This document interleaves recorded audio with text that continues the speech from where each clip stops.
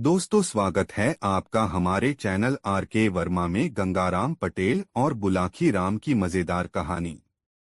दोस्तों, प्रतापगढ़ नामक नगर में बुलाकी राम ने जो दृश्य देखा उसका सारा वर्णन पटेल जी से कह सुनाया। उसने पटेल को बताया, पटेल जी, आज शाम जब मैं सामान लेकर आपके पास वापस लौट रहा था तो मैंने बाजार में एक अनोखा दृश्य देखा। मैंने देखा कि दो राजपुरुष एक सुंदर स्त्री की दोनों बाहें पकड़े उसे अपनी अपनी तरफ को खींच रहे थे। यह देखकर मैं उनके निकट पहुंचा, तभी अचानक वह स्त्री गायब हो गई और मैं आश्चर्यचकित होता हुआ आपके पास लौट आया। ठीक है, बोले पटेल, अभी अपनी उत्सुकता थोड़ी शांत रख। रात को सोने से पहले ही तुझे अपने प्रश्न का उत्तर मिल जाएगा। अभी तो भोजनादि की व्यवस्था कर। घोड़ों को दाना पानी खिला, कहकर पटेल शौच निवृत्ति के लिए चले गए। रात को जब दोनों भोजन करके निवृत्त हो गए तो पटेल ने कहा, बुलाकी राम, यहाँ से कुछ 100 कोस दूर विरमगढ़ नाम का एक नगर है। इस नगर में चक्रधर नाम का एक राजा राज करता था। चक्रधर आयु में पूर्ण रूप से युवा था। अभी उसने विवाह भी नहीं किया था। वह सही अर्थों में अच्छे आचरण वाला एक प्रजापालक राजा था। प्रजा भी उसे बहुत चाहती थी। राजा चक्रधर का एक मंत्री बहुत दुष्ट था। वह राजा के सामने तो बड़ी मीठी मीठी बातें करता था, लेकिन पीठ पीछे उसकी बुराई करता था। उसने गुप्त रूप से पड़ोसी देश के राजा के साथ संपर्क बनाया हुआ था। पड़ोसी देश के राजा ने उससे वादा किया हुआ था कि यदि वह विरमगढ़ नगर पर उसका अधिकार करा दे तो वह उसे बहुत सा धन और भूमि उपहार में देगा और उसे अपने राज्य का प्रधानमंत्री बना देगा। इसी लालच के कारण वह दुष्ट मंत्री राजा चक्रधर के राज्य की गुप्त सूचनाएं उसे चोरी छिपे पहुंचाता रहता था। उन सूचनाओं के आधार पर एक दिन उस पड़ोसी राजा ने राजा चक्रधर के नगर विरमगढ़ पर धावा बोल दिया और इससे पहले कि राजा चक्रधर की सेना सावधान होती, उसी मंत्री की सहायता से पड़ोसी राज्य की सेना ने नगर पर अधिकार कर लिया। तब राजा के सैनिक जी-जान से राजा के महल की रक्षा करने में जुट गए। राजा चक्रधर स्वयं हथियार लेकर शत्रु से जूझने निकला, लेकिन तभी उसके घायल वफादार सैनिक उसका रास्ता रोककर उससे कहा, राजन, बाहर मत जाइए। नगर पर शत्रु का अधिकार हो चुका है और अब दुश्मन के सैनिक टिड्डी दल की तरह महल पर अधिकार करने के लिए इधर ही बढ़े चले आ रहे हैं। स्थिति बहुत ही विषम हो चली है। ऐसे में आप किसी तरह बचकर यहां से चले जाइए। लेकिन सैनिक राजा बोला, बचकर जाऊं भी तो कैसे? महल से बाहर जाने का तो एकमात्र द्वार यही है। नहीं राजन, महल से बाहर जाने का एक गुप्त द्वार भी है, सैनिक ने कहा, और मैं उस मार्ग को जानता हूं। वह गुप्त द्वार एक सुरंग का है, जिसका सिरा यहां से 2 कोस दूर जंगल में निकलता है। मैं आपको उस गुप्त द्वार को दिखाई देता हूं। आप उसी द्वार से बाहर चले जाइए। ऐसा कहकर वह सैनिक उसे एक कक्ष में ले गया और उस कक्ष में बना एक गुप्त द्वार उसे दिखा दिया। राजा जब उस गुप्त रास्ते के जरिए सुरंग में प्रवेश कर गया तो पीछे से उस सैनिक ने बड़ी सावधानी के साथ उस गुप्त द्वार का मुख बंद कर दिया। तभी महल के दरवाजे पर मारो काटो का शोर उठने लगा। सैनिक तलवार उठाए शत्रु से जूझने के लिए मुख्य द्वार की ओर लपका, लेकिन वह अधिक दूर न जा पाया। उसके शरीर से इतना रक्त निकल चुका था कि उसमें आगे बढ़ने की शक्ति शेष न रही। वह लड़खड़ाया और भूमि पर गिर पड़ा। तभी बाहर शत्रु भारी संख्या में आ पहुंचे और कुछ देर के संघर्ष के बाद महल पर शत्रु सेना का अधिकार हो गया। उधर सुरंग के रास्ते से राजा चक्रधर निरंतर आगे बढ़ता गया। सुरंग में अंधकार था। आठ अंधेरे में उसने कई जगह ठोकरें खाई, कई स्थानों पर गिरा, कई जगह उसके सिर से पत्थर टकराए, लेकिन किसी तरह वह सुरंग के मुहाने पर पहुंच गया। वह बाहर निकला तो स्वयं को एक जंगल में पाया। घनघोर जंगल, हिंसक पशुओं का भय, राजा प्यास से व्याकुल हो रहा था। उसने दाएं बाएं निगाहें दौड़ाई कि शायद कहीं जल का कोई स्रोत मिल जाए, लेकिन न तो उसे कोई सरोवर दिखाई दिया और न कोई नदी। तब वह जल की खोज में आगे चल दिया। जंगल निरंतर घना होता जा रहा था। काफी दूर चलने के बाद अंततः वह एक छोटे से चौरस मैदान में जा पहुंचा। उस मैदान में एक अत्यंत खूबसूरत 2 मंजिला मकान उसे बना हुआ दिखाई दिया। उस मकान को देखकर राजा की हैरत बढ़ गई। कौन रहता है इस मकान में? किसने इस बियाबान जंगल में बनवाया यह खूबसूरत मकान? कहीं यह मकान किसी शत्रु का तो नहीं? आदि प्रश्न उसके मन को मथने लगे। जो होगा देखा जाएगा, ऐसा विचार कर राजा उस मकान की ओर बढ़ गया। वह मकान के दरवाजे पर पहुंचा और आवाज लगाई, कोई है, लेकिन कोई उत्तर उसे न मिला। उसने 2-3 बार आवाजें लगाई, लेकिन जब कोई उत्तर न मिला तो वह मकान का दरवाजा खोलकर अंदर दाखिल हो गया। मकान बाहर से जितना सुंदर नजर आता था, अंदर से उससे भी कई गुना ज्यादा खूबसूरत था। कमरे में एक पलंग बिछा हुआ था। थका हारा राजा उस पर बैठ गया। फिर वह उठा और सीढ़ियां चढ़कर दूसरे खंड पर पहुंच गया। वहां भी एक भव्य कक्ष बना हुआ था, जिसमें आवश्यकता की सारी चीजें रखी हुई थीं। राजा ने पहले तो पानी पीकर अपनी तृष्णा शांत की, फिर नीचे उतरकर उसी पलंग पर आकर लेट गया। वह बेहद थकान महसूस कर रहा था। आठ एक बार लेटा तो फिर उठा नहीं। उसे निद्रा रानी ने अपनी गोद में समेट लिया। राजा न जाने कितनी देर तक सोता रहा। आंख खुली तो देखा कि सारा कमरा एक स्वर्णिम आभा से दमक रहा है। वह रोशनी किसी दीपक की नहीं, वरन उन खंभों से निकल रही थी, जिनके ऊपर मकान का ऊपरी कक्ष टिका हुआ था। राजा उसे देखकर अभी आश्चर्य कर ही रहा था कि तभी घुंघरुओं की आवाज बस उठी और देखते ही देखते उसके बिस्तर के पास एक बेहद सुंदर रूपसी प्रकट हो गई। हे भगवान, मैं किस मुसीबत में आ फंसा। यह तो कोई मायामहल है, और यह सुंदरी या तो डायन या चुड़ैल है, या फिर कोई जादूगरनी जो अपने जादू से इतनी खूबसूरत बनी हुई है। राजा ऐसा विचार कर ही रहा था कि वह सुंदरी जैसे उसके मन के विचारों को ताड़ गई। वीणा की झंकार जैसे मधुर स्वर में उसने कहा, घबराओ मत अजनबी, तुम यहाँ सुरक्षित हो। लेकिन आप कौन हैं? और आपका यह मायामहल? राजा ने कंपित स्वर में पूछा। अजनबी, मैं दानव की पुत्री हूँ। दानेशी नाम है मेरा। यह मकान मेरे पिता का बनवाया हुआ है। एक राक्षस से युद्ध करते समय मेरे पिता की मौत हो चुकी है। वह राक्षस मेरे रूप का दीवाना है। वह हर हालत में मुझे पाना चाहता है। आठ उसके भय से दिन में तो मैं अदृश्य हो जाती हूँ और रात के समय यहाँ आ जाती हूँ। दानवकन्या ने स्वयं ही अपना परिचय दिया। दोस्तों, वीडियो को एक लाइक जरूर कर दे। तत्पश्चात राजा ने भी अपना परिचय दिया और उस पर कैसी मुसीबत आ पड़ी है, किस परिस्थिति में उसे अपना राज्य छोड़कर जान बचाने के लिए भागना पड़ा है, वह सब उस दानवकन्या को बताया। सुनकर दानवकन्या ने कहा, घबराओ नहीं। जब तक तुम्हारा विपत्तिकाल चल रहा है तब तक यहीं रहो। यहाँ जरूरत की हर सामग्री मौजूद है। ऐसा कहकर वह राजा का हाथ पकड़कर बाहर ले आई।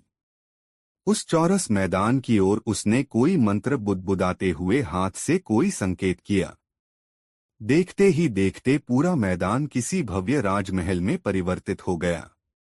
खूबसूरत बगीचे, मनोरम फव्वारे, दास दासियां सब न जाने कैसे उस राजमहल में प्रकट हो गए। उस राजमहल के सामने वह मकान बहुत ही साधारण सा लगने लगा।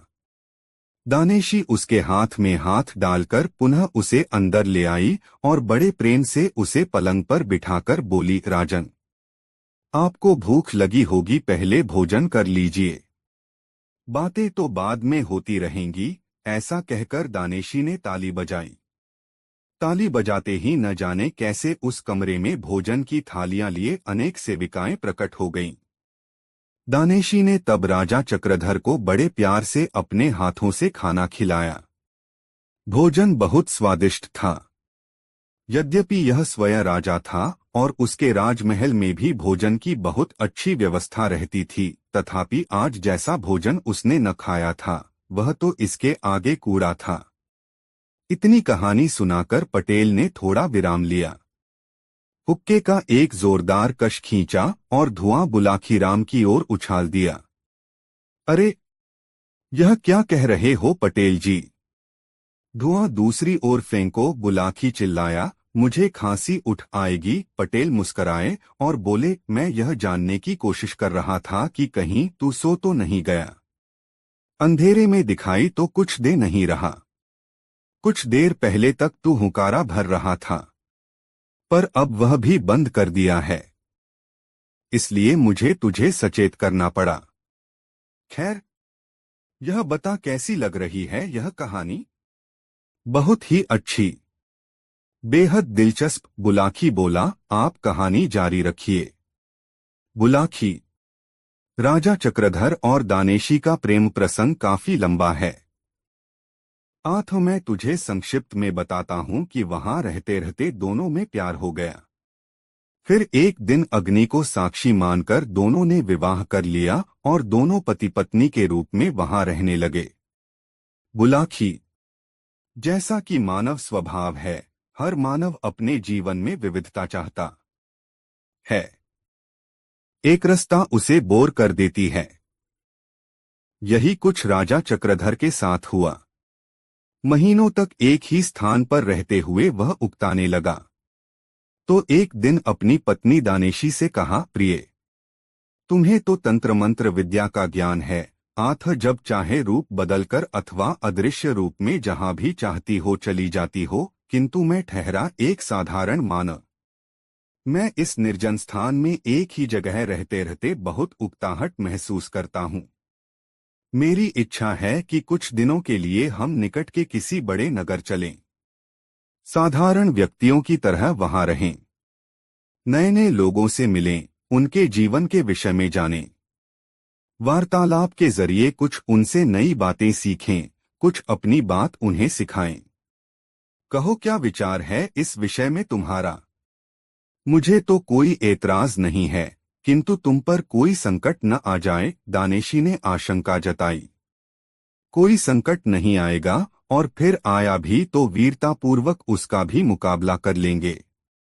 इस प्रकार दानेशी को राजी करके राजा चक्रधर उसे इसी शहर में कुछ दिन घूमने के लिए ले आया। 2 दिन खूब आराम से बीते। उन दोनों ने खूब सैर सपाटा किया, नए नए स्थान देखे, ढेरों अच्छी अच्छी चीजों की खरीदारी की। लेकिन तीसरे दिन उनके समक्ष एक संकट आ खड़ा हुआ ये कि जब वे दोनों खरीदारी करके एक दुकान से बाहर निकल रहे थे, तो वहां के राजा की नजर उस दानवकन्या पर पड़ गई और वह उस पर मोहित हो उठा। वह घोड़े से नीचे उतरा और दानेशी के समीप पहुंचकर उससे प्रणय याचना करने लगा। यह देखकर राजा चक्रधर को क्रोध आ गया। उसने राजा से कहा कि यह स्त्री मेरी पत्नी है और आपको किसी विवाहिता स्त्री से प्रणय निवेदन करने का कोई अधिकार नहीं है। बस इसी बात पर उन दोनों में तकरार होने लगी। राजा ने दानेशी का बाजू थामा और उसे खींचकर घोड़े पर बिठाना चाहा, लेकिन तभी उसके पति चक्रधर ने उसका दूसरा बाजू थाम लिया। अब चक्रधर तो दानेशी को अपनी ओर खींचे तो यहाँ का राजा उसे अपनी ओर।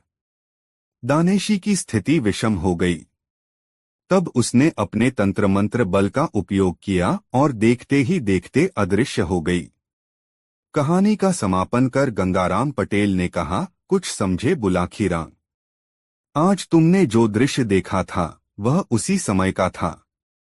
वह स्त्री जो तुम्हारे देखते ही देखते अदृश्य हो गई थी, दानवकन्या दानेशी थी और राजपुरुषों के विषय में तुम जान ही चुके हो।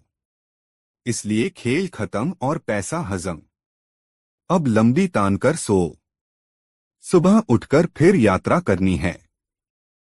दोस्तों, यह कहानी आपको कैसी लगी कमेंट बॉक्स में जरूर बताएं। दोस्तों, सुबह भोर हुई तो गंगाराम पटेल और बुलाखीराम उठे, सामान समेटा और घोड़ों पर जीन कसकर अपनी यात्रा पर निकल पड़े। रास्ते में एक नगर में उन्होंने दोपहर का भोजन किया और दिन ढलते ढलते एक नए नगर में जा पहुंचे।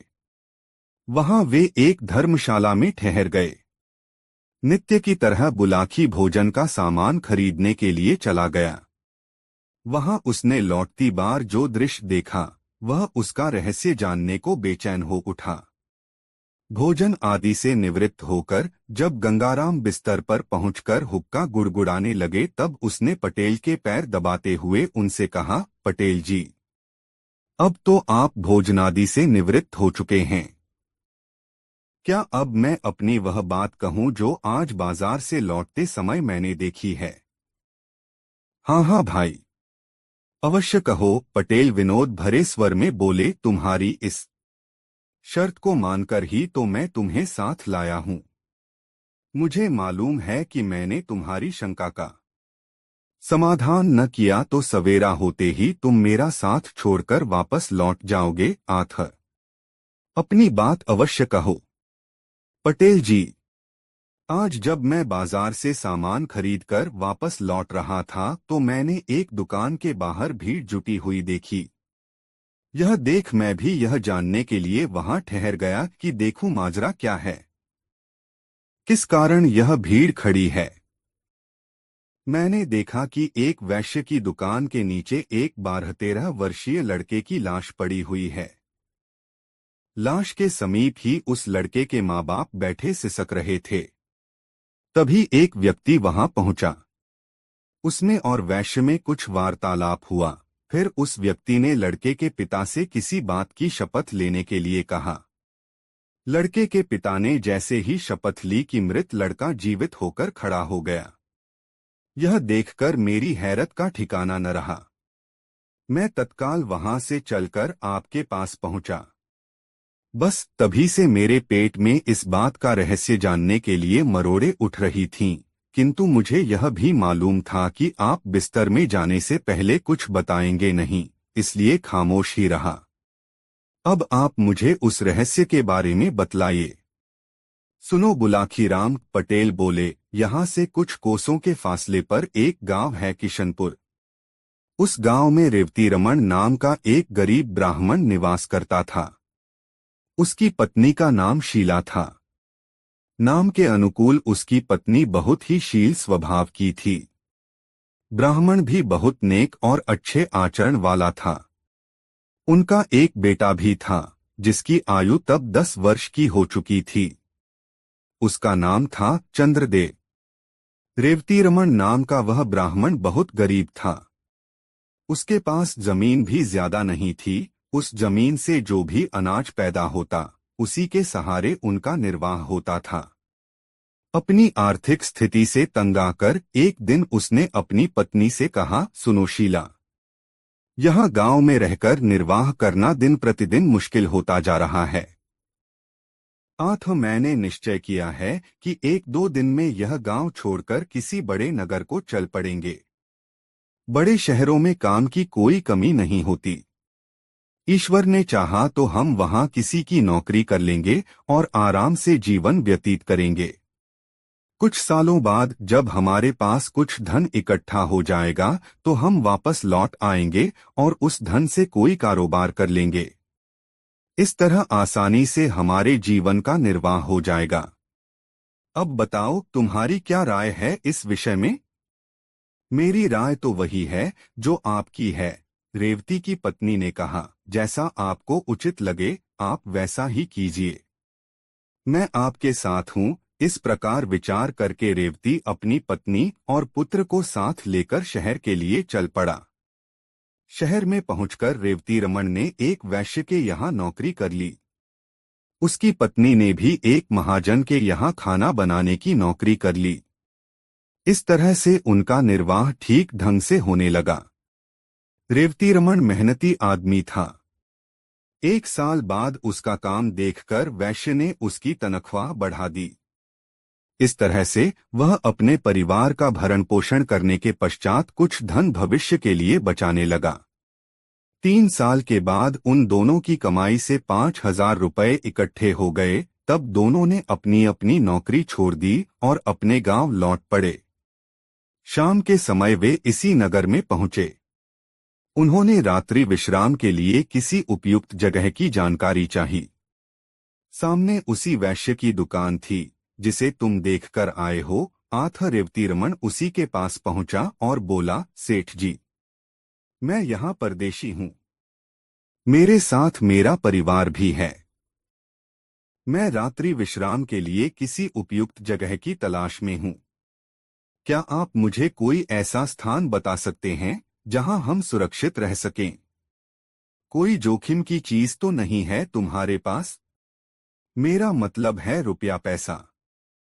वह तो है सेठ जी। इसीलिए तो मैं किसी सुरक्षित जगह पर रात को ठहरना चाहता हूँ। देखो भाई, सेठ बोला, तुम्हारे रात्रि विश्राम के लिए तो मैं तुम्हें जगह दे सकता हूँ, लेकिन तुम्हारे पास मौजूद रुपयों की जिम्मेदारी नहीं ले सकता। यह शहर चोर लुटेरों के लिए बहुत बदनाम है। कोई चोर लुटेरा रात में आकर तुमसे तुम्हारा धन छीन ले गया तो मेरी बहुत बदनामी होगी। तुम एक काम करो, तुम्हारे पास जितना धन है वह मेरे पास जमा कर दो। सवेरे जब तुम जाने लगो तो अपना धन सहेज लेना। ठीक है सेठ जी। आप इस शहर में सम्मानित नागरिक हैं। हमें आप पर पूरा यकीन है कि आप अमानत में खयानत नहीं करेंगे। मेरे पास 5,000 रुपए हैं। उन्हें आप अपने पास जमा कर लीजिए। सुबह जाने से पहले मैं आपसे अपना रुपया वापस ले लूंगा। ऐसा कहकर रेवतीरमण ने अपना पैसा उस वैश्य के पास जमा करवा दिया। वह रात रेवतीरमण और उसके परिवार ने सेठ की दुकान के बाहर लगे फट्टों पर सोकर काट ली। प्रातः जब सेठ ने दुकान खोली तो रेवतीरमण ने उससे अपना पैसा वापस मांगा। इस पर सेठ की त्योरियां चढ़ गईं। उसने तेज आवाज में पूछा, कैसा पैसा? तुमने मुझे कोई पैसा नहीं दिया था। इस पर दोनों में तकरार होने लगी। पड़ोसी और राहगीर इकट्ठे हो गए।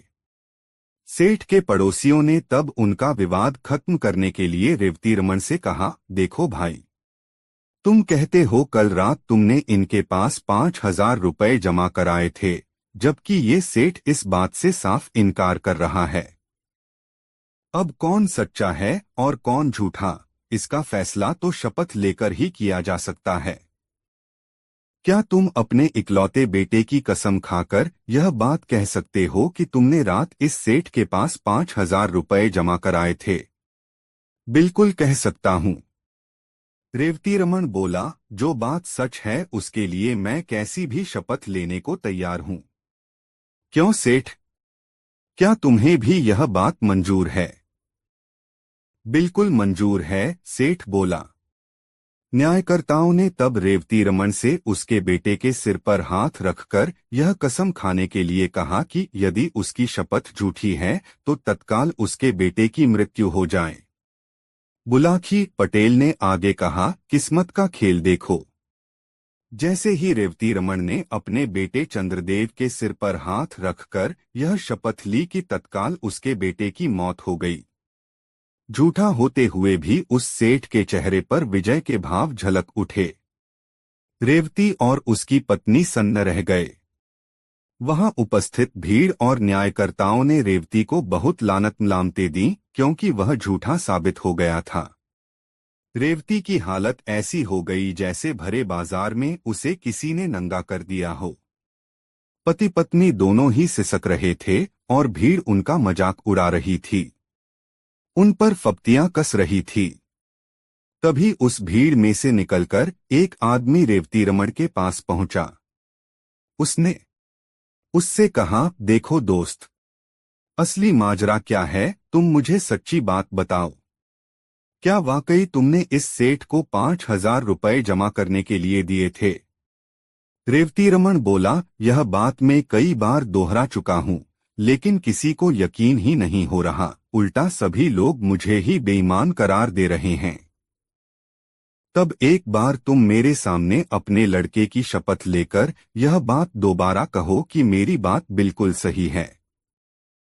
मैंने सेठ के पास अपने 5,000 रुपए जमा कराए थे। यदि तुम्हारी बात सत्य निकली तो तुम्हारा मृत बेटा अभी जीवित होकर उठ खड़ा होगा। फिर उस आदमी ने सेठ से कहा, क्यों सेठ, तुम्हें मंजूर है यह बात?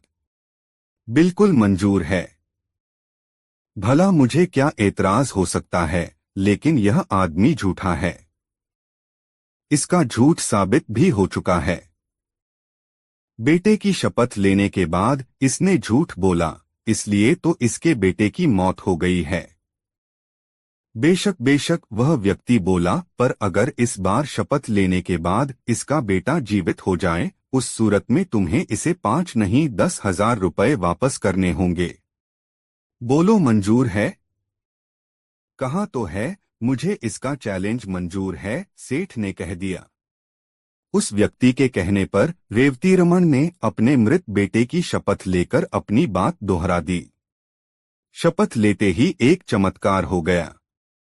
रेवतीरमण का मृत बेटा जीवित होकर उठ बैठा। सारी भीड़ यह देखकर आश्चर्यचकित रह गई। तब सेठ को वादे के अनुसार रेवतीरमण को 5 की जगह 10,000 रुपए लौटाने पड़े। इतनी कहानी सुनाकर गंगाराम पटेल ने आगे कहा, बुलाखी, औरों की तरह तुझे भी इस बात पर जरूर आश्चर्य हो रहा होगा कि आखिर वह व्यक्ति था कौन, जिसने न सिर्फ रेवतीरमण के बेटे चंद्रदेव को जीवित किया अपितु जिसने सेठ से उसे दोगुना धन वापस दिलवाया। तो सुन, मानव के वेश में वह व्यक्ति साक्षात कलियुग था, जो अपने कलिकाल का प्रभाव लोगों को दिखाना चाहता था। यह कलियुग है बुलाखी। इस काल में कैसी भी अनहोनी घटना घट जाए उस पर आश्चर्य नहीं होना चाहिए। आज तू जिस दृश्य को देखकर आया था वह वही दृश्य था।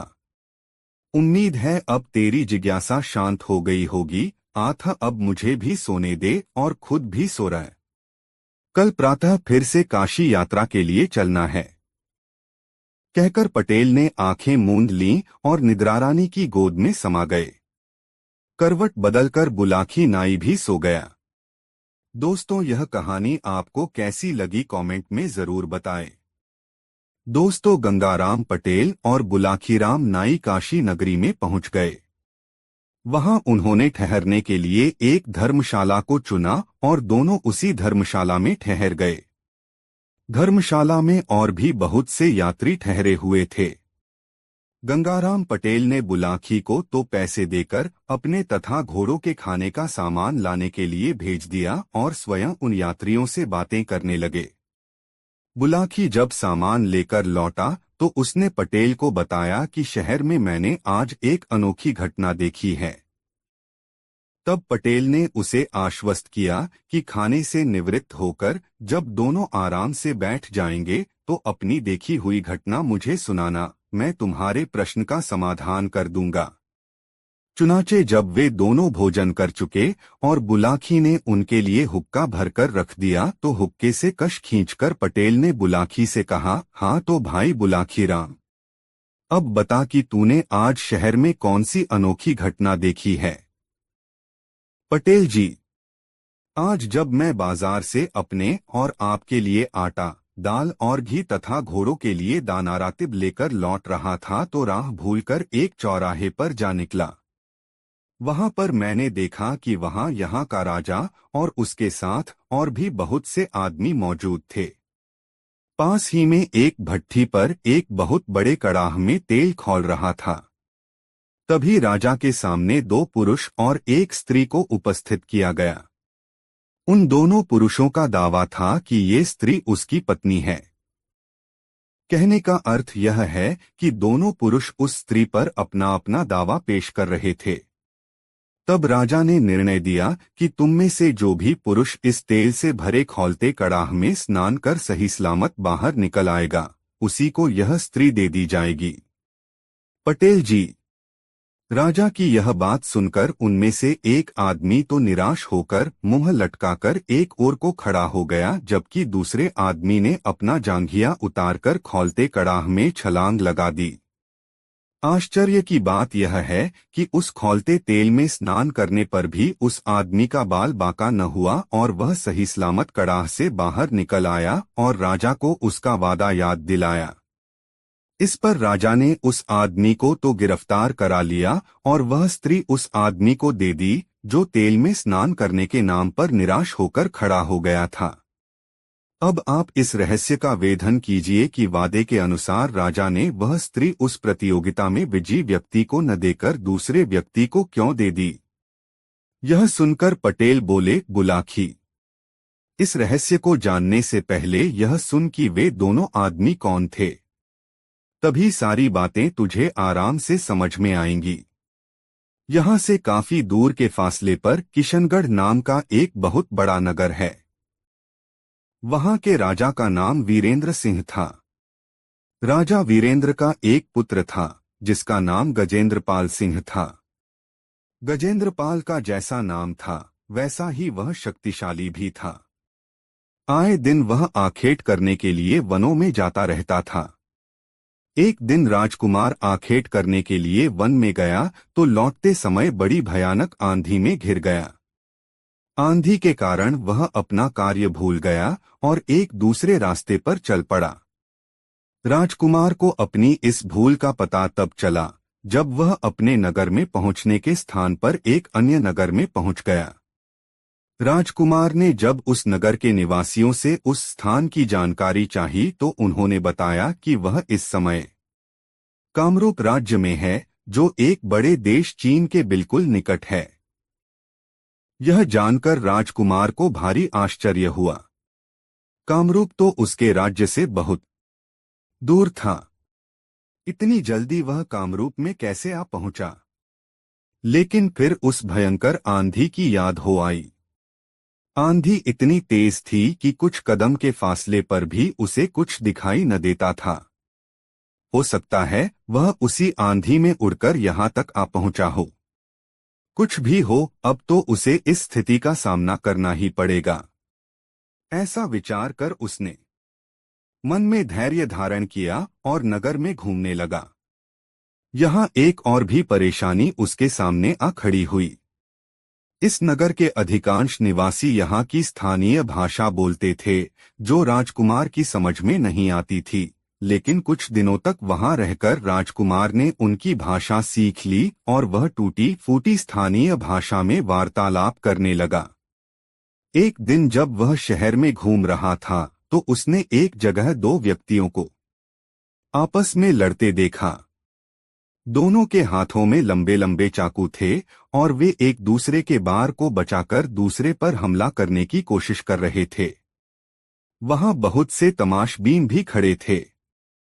राजकुमार भी उन तमाशबीनों में जाकर खड़ा हो गया। इसी बीच राजा का रथ वहां से गुजरा। राजा ने जब उन व्यक्तियों को लड़ते देखा तो उसने अपने कुछ सैनिक उन दोनों व्यक्तियों को पकड़ने के लिए भेज दिए। सैनिकों ने उनके पास पहुंचकर उन्हें एकंगना चाहा तो वे दोनों सैनिकों से भी भिड़ गए और सैनिकों को घायल करके वहां से भाग गए। राजकुमार ने जब तमाशबीनों से उनके विषय में पूछा तो उसे बताया गया कि ये दोनों नगर के नामी गुंडे हैं। ये इतने खूंखार हैं कि सैनिक भी इन्हें पकड़ने से डरते हैं।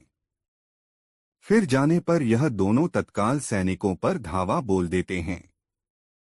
फुर्तीले इतने हैं कि पकड़ में नहीं आते और बात की बात में बहुत दूर जा निकलते हैं।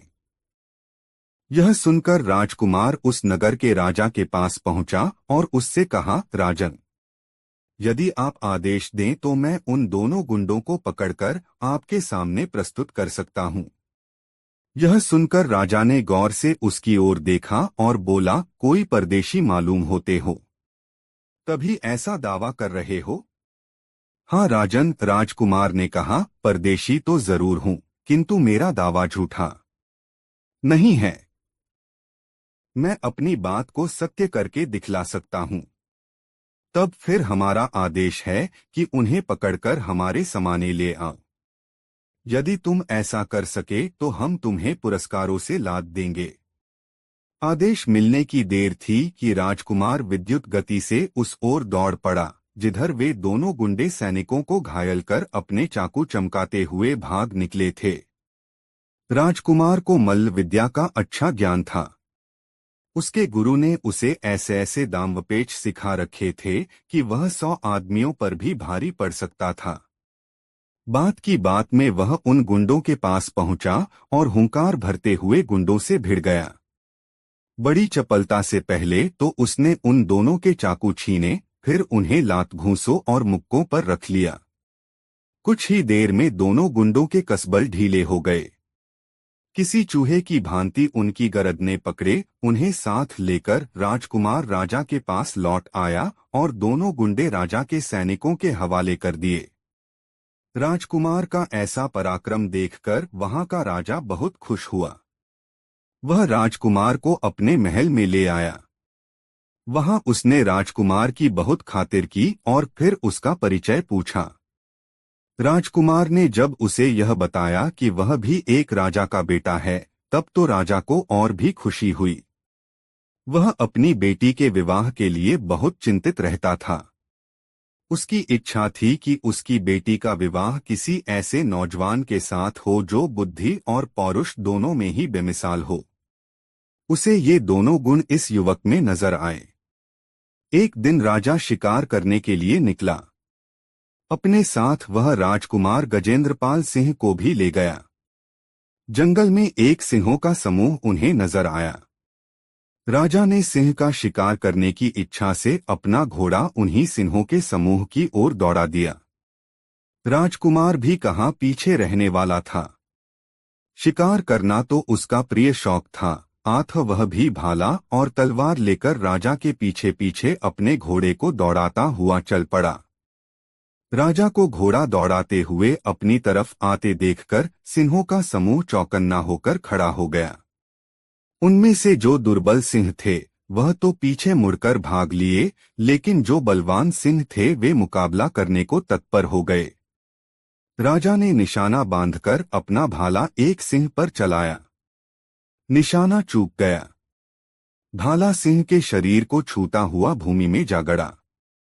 क्रोधित होकर सिंह ने उछाल भरी और अपने पंजे की जोरदार थाप घोड़े की थूथन पर जमा दी। वार इतना करारा था कि घोड़ा लड़खड़ा गया। घोड़े के लड़खड़ाने से राजा का संतुलन बिगड़ गया और वह भूमि पर आ गिरा। तभी दूसरा सिंह राजा पर झपट पड़ा। राजा ने फुर्ती से उठकर म्यान में रखी अपनी तलवार निकालनी चाहिए, लेकिन तभी सिंह के पंजे की एक करारी चोट उसे लगी और वह उछलकर दूर जा गिरा। तत्काल ही उसे मूर्छा आ गई। तब तक राजकुमार भी सिंहों के पास पहुंचा। एक सिंह अभी राजा पर झपटने की तैयारी कर ही रहा था कि राजकुमार का फेंका हुआ भाला सनसनाता हुआ उसकी छाती में पैवस्त हो गया। सिंह ने एक भयंकर दहाड़ मारी और वह भूमि पर लोटपोट होने लगा। दूसरा सिंह भी झपटने ही वाला था कि राजकुमार ने उसकी थूथन पर तलवार का वार कर दिया।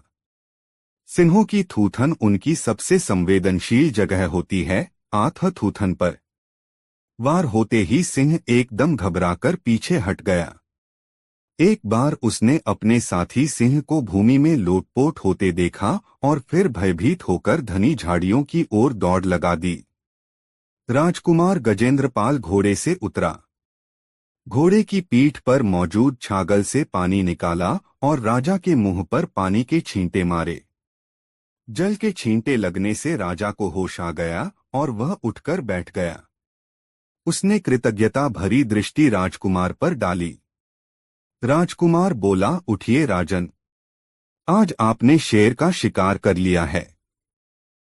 नहीं राजकुमार, यह शिकार मैंने नहीं, तुमने किया है। सिंह के पंजों की चोट खाकर मैं तो अचेत हो गया था।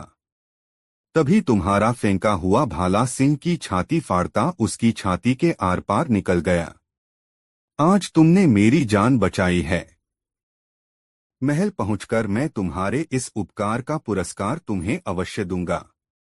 बुलाखी। कथा तो बहुत लंबी है, मैं तुम्हें संक्षेप में ही सुनाता हूँ। महल में पहुंचकर राजा ने अपनी बेटी का विवाह राजकुमार गजेंद्रपाल सिंह के साथ कर दिया। राजकुमार अपनी पत्नी के साथ कामरूप के राजा के राजमहल में आनंदपूर्वक रहने लगा। जब उसे वहां रहते हुए कई महीने बीत गए तो एक दिन उसने पत्नी से कहा, प्रिय, यहाँ रहते हुए मुझे बहुत समय बीत गया है। अब मुझे अपने घर की याद सताने लगी है। मेरे परिवार वालों को मेरे बारे में कुछ भी पता नहीं है। वे बेहद चिंता कर रहे होंगे। हमें अपने घर लौट चलना चाहिए। इस पर राजकुमारी ने अपनी सहमति व्यक्त कर दी। कुछ नानुकर करने के बाद राजा ने भी उसका अनुरोध मान लिया और बहुत सा दान दहेज देकर अपने दामाद और बेटी को विदा कर दिया। सारे दिन की यात्रा के बाद उनका काफिला एक नगर में पहुंचा और एक सुंदर सा स्थान देखकर वहीं पड़ाव डाल दिया। आतनी कहानी सुनाकर पटेल चुप हो गए। तरोताजा होने के लिए उन्होंने हुक्के से 3-4 गहरे गहरे कश खींचे और ढेर सारा धुआं अपने मुंह से उगल दिया। फिर उन्होंने आगे की कथा आरंभ की। हाँ, तो बुलाखी राम। जब उन लोगों ने उस स्थान पर पड़ाव डाला तो एक दुर्घटना घट गई।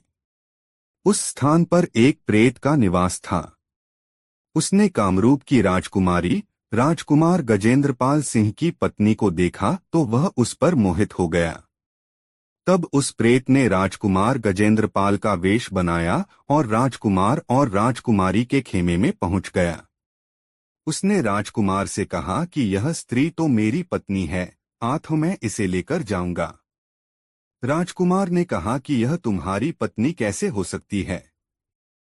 यह तो मेरी पत्नी है। मैं इसे विवाह कर लाया हूं। इस पर दोनों में हाथापाई होने लगी। शोरगुल सुनकर सभी नौकर चाकर वहां पहुंच गए। उनकी समझ में नहीं आ रहा था कि किसका पक्ष लें। कौन है असली राजकुमार? दोनों की शक्लें और वेशभूषा एक समान थीं। दोनों में रंचमात्र भी अंतर न था। बोलचाल, हाव भाव और चाल ढाल से दोनों एक जैसे प्रतीत हो रहे थे। राजकुमारी सहमी सी खड़ी थी। उसकी समझ में नहीं आ रहा था कि किसे अपना पति माने, किसे नहीं। बात वहां के राजा तक पहुंची, लेकिन वहां का राजा भी कोई निर्णय न दे सका। उसने कहा, यह एक गंभीर स्थिति है। मैं तुम्हारा कोई न्याय नहीं कर सकता। तुम दोनों काशी नरेश के पास चले जाओ। वह परमगुणी और बेहद बुद्धिमान व्यक्ति हैं। वही तुम्हारा न्याय करेंगे। राजा की बात मानकर वे दोनों इस नगर में आ गए।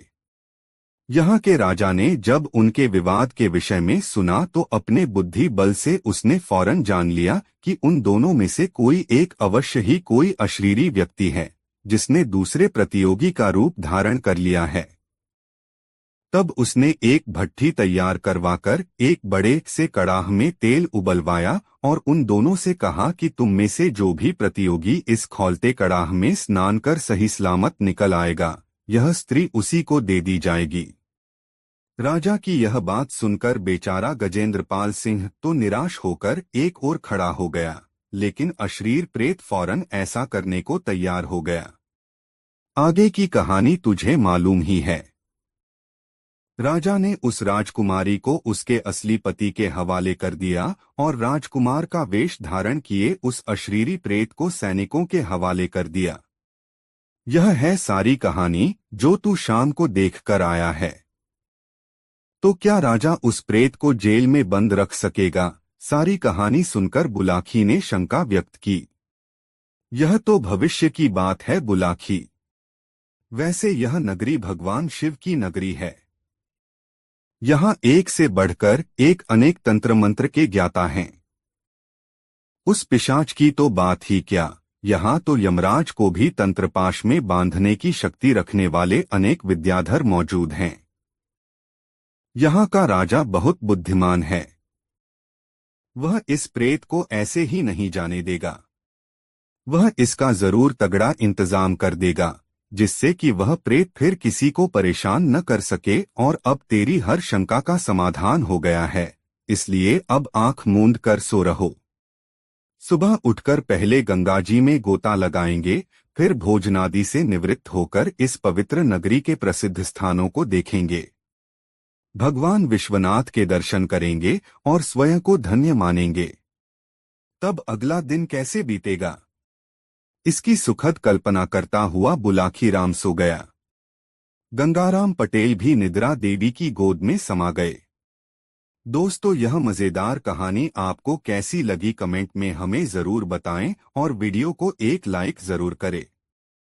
दोस्तों, सुबह हुई तो गंगाराम पटेल और बुलाकी राम नाई दोनों तैयार हुए और अपनी आगे की यात्रा पर चल पड़े। चलते चलते वे एक ऐसे नगर में पहुंचे जो एक नदी के किनारे बसा हुआ था। यह नगर कोई विशेष बड़ा तो नहीं था, किंतु यहाँ के लोग काफी संपन्न दिखाई दे रहे थे। दोनों एक धर्मशाला में पहुंचे और कुछ पैसे धर्मशाला के व्यवस्थापक को देकर अपना स्थान निश्चित करा लिया। पटेल ने बुलाकी को तो रुपए देकर खाने का सामान लाने के लिए बाजार भेज दिया और स्वयं सारा सामान घोड़ों से उतारकर व्यवस्थित करने लगे। इसके बाद वे शौचादि नित्यकर्म से फारिग हुए, संध्या वंदन किया और बुलाकी के लौटने की प्रतीक्षा करने लगे। बड़ी देर बाद बुलाकी सामान लेकर वापस लौटा तो एक नई खबर फिर उसके पास थी। रात को जब दोनों भोजन करके तृप्त हो गए तो बुलाकी ने पटेल के लिए बिस्तर बिछा दिया और हुक्का भरकर उनके सामने रख दिया।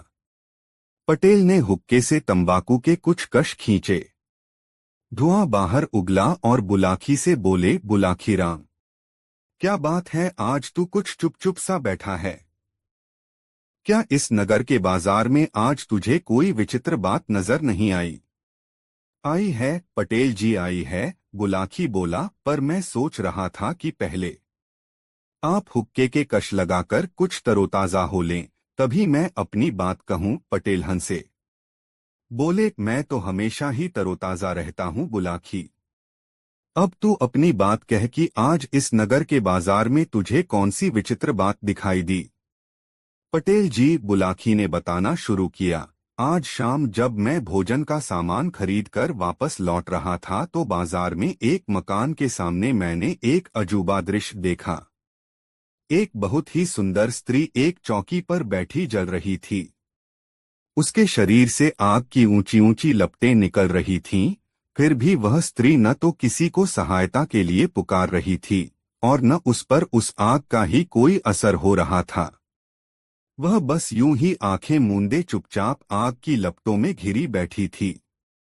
कुछ लोग उस पर पानी डालकर आग बुझाने का प्रयत्न करते थे तो आग और भी भड़क जाती थी। मैंने यह जानने का बहुत प्रयास किया कि वह आग कैसी है जो पानी डालने से भी नहीं बुझ रही, और यह भी कि वह रूपवती स्त्री कौन है जो यूं धधकती आग में बैठी है। आग उसे क्यों नहीं जला पा रही? आप इस रहस्य का उद्घाटन कीजिए।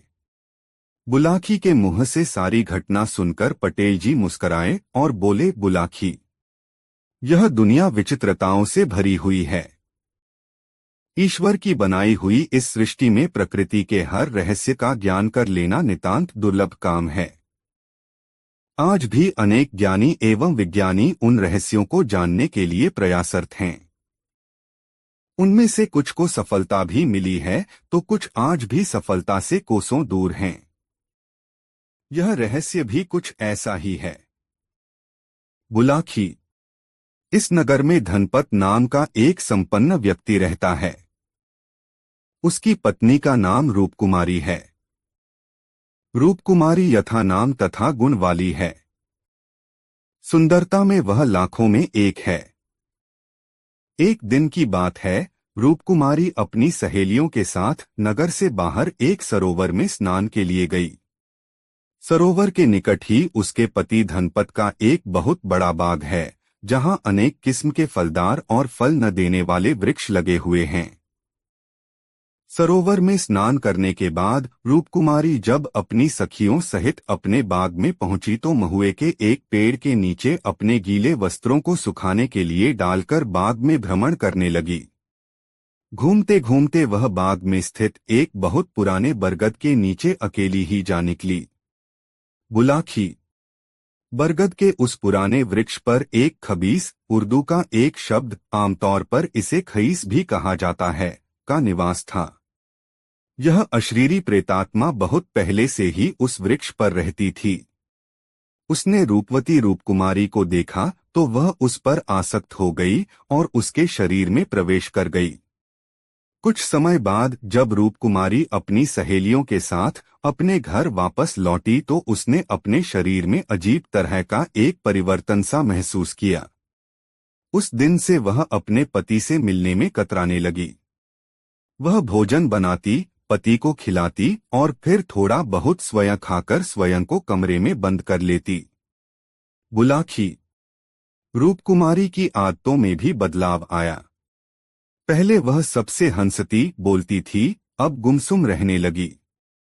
उसका पति यह देखकर घबरा गया। उसने समझा कि उसकी पत्नी को कोई रोग लग गया है। आथ उसने वैद्य हकीमों से उसका इलाज करवाया, लेकिन कोई फायदा न हुआ।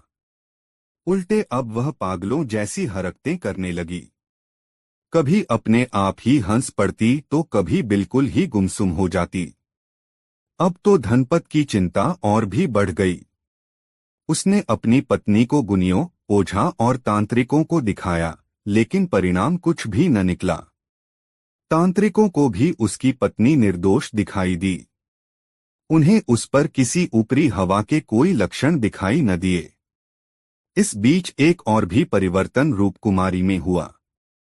वह दिन में सोने और रात में देर तक जागने लगी। उसका पति जब भी रात को उसके बिस्तर पर आता, वह उसे परे झटककर दूसरे कमरे में सोने चली जाती और अंदर से कुंडा बंद कर लेती। तंग आकर उसके पति ने अपना बिस्तर एक अलग कमरे में लगा लिया और अपनी पत्नी से बस नपीतुली बातें ही करने लगा। बुलाखी। एक रात उसने अपनी पत्नी के कमरे में किसी पुरुष की आवाज सुनी। सुनकर वह चौंक कर उठ बैठा। उसने सोचा, देखना तो चाहिए कि कौन है मेरी पत्नी के कमरे में। वह उठकर अपनी पत्नी के कमरे के दरवाजे पर पहुंचा। उसने एक झिरी से आंख सटाई और अंदर झांका तो उसे पीली सी मध्यम रोशनी में अपनी पत्नी अपने बिस्तर पर बैठी नजर आई। बिस्तर पर चौसर और पासे पड़े हुए थे। उसकी पत्नी बार बार पासे फेंकती और जब उसका दाव लग जाता तो खिलखिलाकर हंस पड़ती थी। इस बीच किसी पुरुष का भी कहकहा बीच बीच में सुनाई पड़ जाता था, किंतु कोई पुरुष उसे नजर नहीं आया। इस स्थिति को देखकर उसके पति को रूपकुमारी के चरित्र पर संदेह हो गया। उसने इस रहस्य को जानने का निर्णय कर लिया। अब वह सारे दिन सोता और रात को जाग जाग कर अपनी पत्नी पर निगाह रखने लगा। इतना तो वह समझ ही गया था कि कोई अशरीरी प्रेतात्मा उसकी पत्नी के शरीर में प्रवेश कर गई है, पर वह प्रेतात्मा है कौन और गुनियों, ओझाओं और तांत्रिकों के दिखाने पर भी उनकी पकड़ में क्यों नहीं आ रहा, इसका उत्तर वह समझ नहीं पा रहा था। इससे उसका मानसिक तनाव बढ़ने लगा। बुलाखी।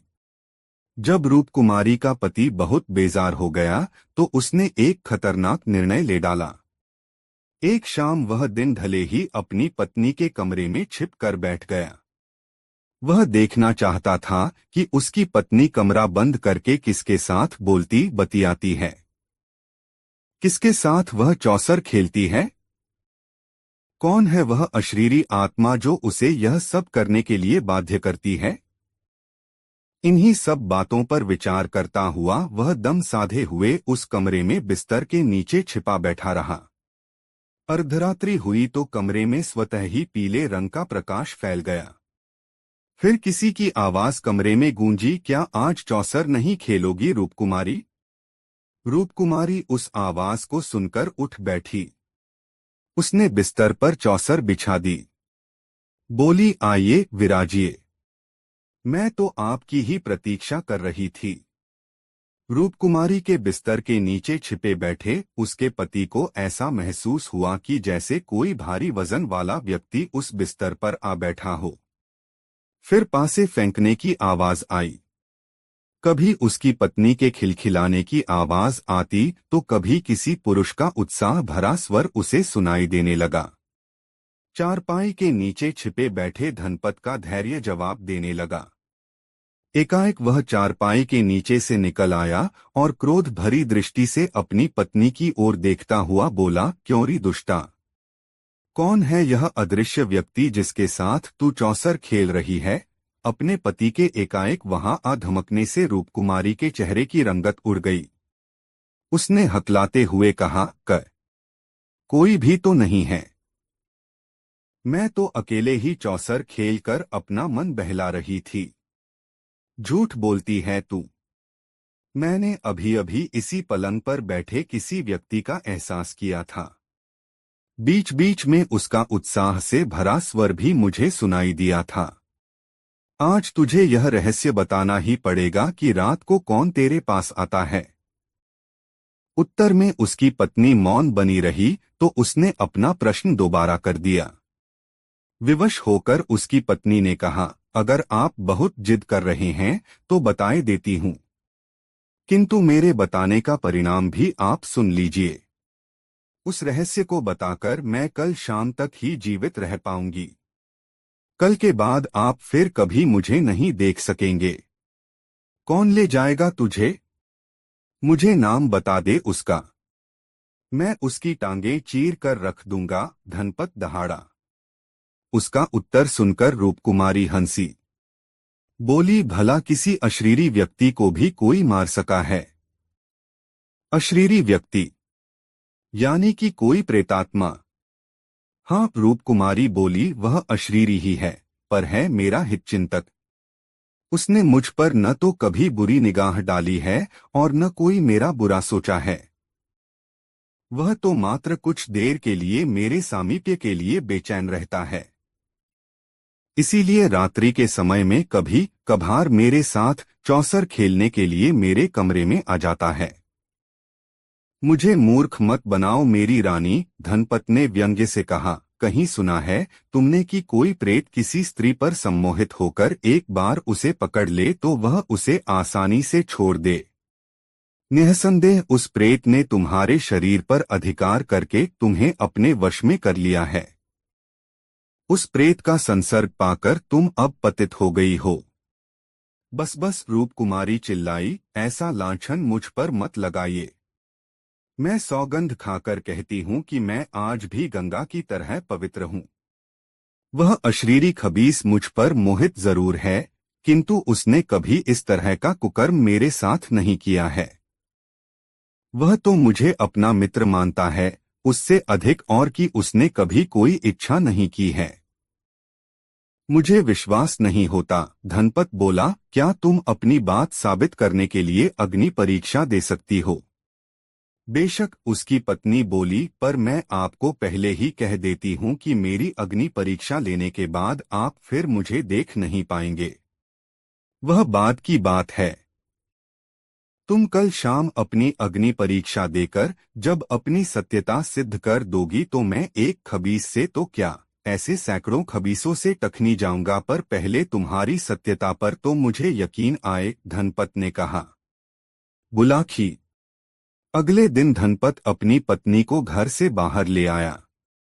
उसने अपनी पत्नी से कहा, अब अपनी परीक्षा दो जिससे कि मुझे तुम्हारी कहानी पर यकीन आ जाए।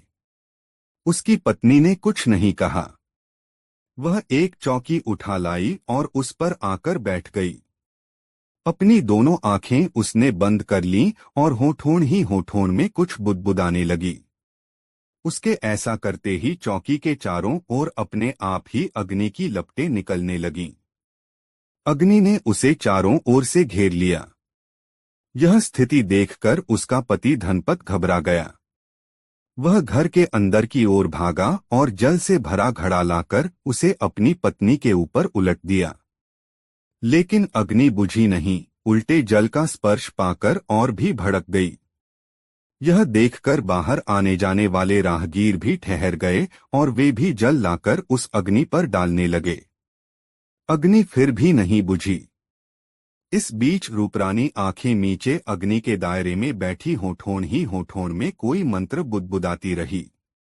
धनपत और दूसरे लोग उस आग पर काबू पाने की भरपूर कोशिश करते रहे। अंततः वह आग स्वतः ही बुझ गई। धनपत दौड़कर अपनी पत्नी के पास पहुंचा, उसे हिलाया डुलाया, किंतु वह तो जैसे पत्थर की बन गई थी। तब से वह जैसे पत्थर की मूर्ति बनकर रह गई है। वह जीवित है। उसका दिल भी स्पंदन कर रहा है, किंतु उसका शरीर बिल्कुल भी हरकत नहीं कर रहा। यद्यपि अग्नि ने उसके शरीर को जरा भी नुकसान नहीं पहुंचाया, किंतु धनपत के लिए तो वह जैसे मर ही चुकी है। सोहे बुलाखी, आज शाम तू जिस दृश्य को देखकर आया था वह यही दृश्य था। उम्मीद है कि यह सब जानकर तेरी उत्सुकता शांत हो गई होगी, पटेल ने कहा। नहीं पटेल जी, सुनकर बुलाखीराम ने कहा, तसल्ली नहीं हुई मुझे। अभी तक यह बात तो साफ नहीं हुई कि रूपकुमारी जीवित होते हुए भी मृतक जैसी हालत में कैसे हो गई। उस खबीस के विषय में भी बात स्पष्ट नहीं हुई। यदि वह रूपकुमारी पर आसक्त था तो अन्य प्रेतग्रस्त व्यक्तियों की तरह उसने रूपकुमारी को सताया क्यों नहीं। धनपत के कहने पर रूपकुमारी ने जिस अग्नि में बैठकर अपनी परीक्षा दी थी वह कैसी आग थी जो पानी डालने पर और भी भड़क जाती थी। आदि यह सुनकर पटेल ने कहा, बुलाखी, यह सब आसेबी बातें हैं जिनका रहस्य अशरीरी प्रेतात्माओं के पास ही होता है। वह खबीस निश्चय ही पूर्वजन्म में कोई अच्छी आत्मा वाला व्यक्ति रहा होगा।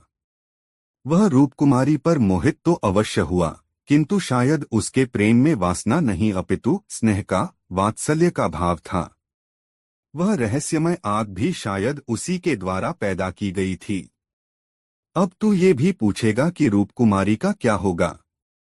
वह मरेगी या जीवित रहेगी? जीवित भी रहेगी तो किस हालत में? इन बातों पर सिर खपाने की आवश्यकता ही क्या है। यह भविष्य की बातें हैं और मैं पहले ही कह चुका हूं कि कुछ बातें ऐसी होती हैं जिनका रहस्य इंसान अभी जान ही नहीं पाया। यह पराविद्या प्रेतविद्या भी ऐसी ही है। संसार के हर देश में लाखों आदमी ऐसे मिल जाएंगे जो भूत प्रेत के अस्तित्व पर विश्वास करते हैं। बहुत से तो यह दावा करते हुए भी मिल जाएंगे कि उन्होंने स्वयं अपनी आंखों से भूत प्रेत या खबीस को देखा है। किंतु वैज्ञानिक उनकी इस धारणा को सिरे से ही नकारते हैं। उनके विचार से भूत प्रेत जैसी कोई चीज नहीं होती। यह सब अंधविश्वासी लोगों के मन का वहम है। बहरहाल यह रहस्य तो खुलते खुलते ही खुलेगा। फिलहाल तो निद्रा देवी रहस्यमय रूप से आंखों में उतरती जा रही हैं। आथ, अब मुझे भी सोने दे और तू स्वयं भी सो रह। इतना कहकर पटेल ने बिस्तर पर पांव फैला दिए और करवट बदल ली। बुलाखी भी पांव पसार कर सो गया। दोस्तों, गंगाराम पटेल और बुलाकी राम नाई की यह मजेदार कहानी आपको कैसी लगी कमेंट बॉक्स में जरूर बताएं। ऐसी और नई मजेदार कहानी सुनने के लिए हमारे चैनल आरके वर्मा को सब्सक्राइब जरूर कर लें और यह वीडियो अपने मित्रों के साथ जरूर शेयर करें। वीडियो देखने के लिए धन्यवाद।